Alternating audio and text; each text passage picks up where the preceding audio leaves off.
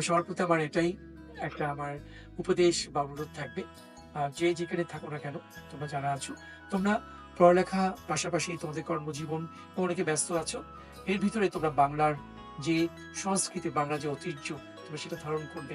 তবেই এই দেশটা একটা অসাম্প্রদায়িক চেতনার বাংলাদেশ হবে।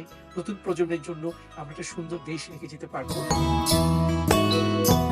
1995 সালে প্রাপণের যাত্রা আমরা শুরু করলেও তখন আমার একটা চিন্তাধারা ছিল যে যেহেতু আমি নাচটাকে খুব ভালোবাসি, নৃত্যশিল্প মাধ্যমটাকে আমি আমাদের দেশে সকল ছাত্রদের মাধ্যমে ছড়িয়ে দেবো, যারা নাচটাকে শিখতে চায়, যারা ভালোবাসে।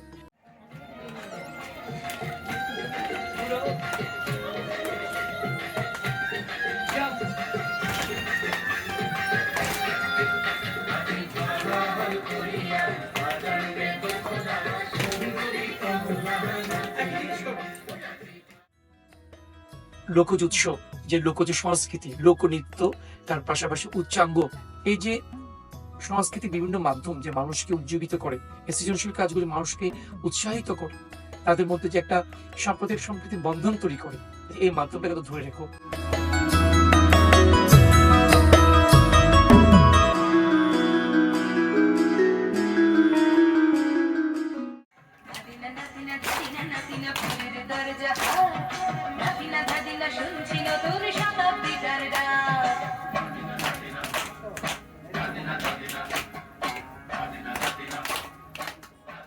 আমাদের বাংলাদেশের বিভিন্ন লোক সংস্কৃতির পাশাপাশি চট্টগ্রামের লোক সংস্কৃতি কিন্তু অনেক সমৃদ্ধ, হয়তো আমরা সেভাবে সংরক্ষণ করতে পারিনি। আমার ভবিষ্যৎ পরিকল্পনা আছে চট্টগ্রামের ঐতিহাসিক লোক কাহিনীগুলোকে নৃত্যরূপ আকার ধারণ করে, নৃত্যটাকে তৈরি করে নতুন যে প্রজন্ম যারা আছে তাদের মধ্যে জিনিসগুলোকে ছড়িয়ে দেওয়া।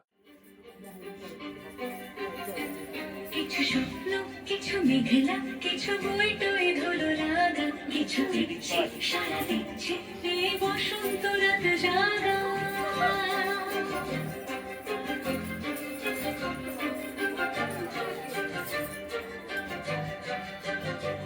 মম চিত্তে বাস ফিরতে আজ পলাশ ফুলের কাব্য, ইতি নিত্যে ফুল ছিঁড়তে শুধু তোমার কথাই ভাবতো।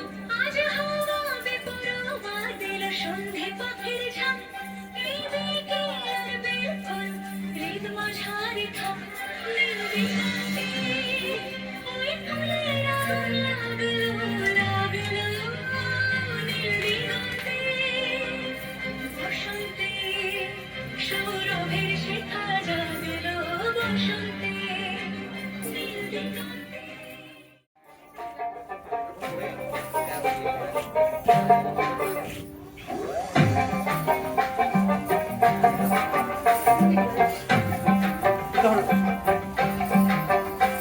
এই বসন্ত বাতাসে আমার অন্ত চলা যায়, বধু আরো লাগে আমার মন করে হয় হয়।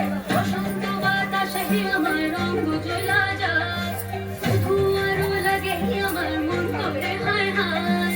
এমন মধুর গান এমনি বইয়া যায়, এমন মধুর গান এমনি বইয়া যায়, ফাগুনের মোহনায়।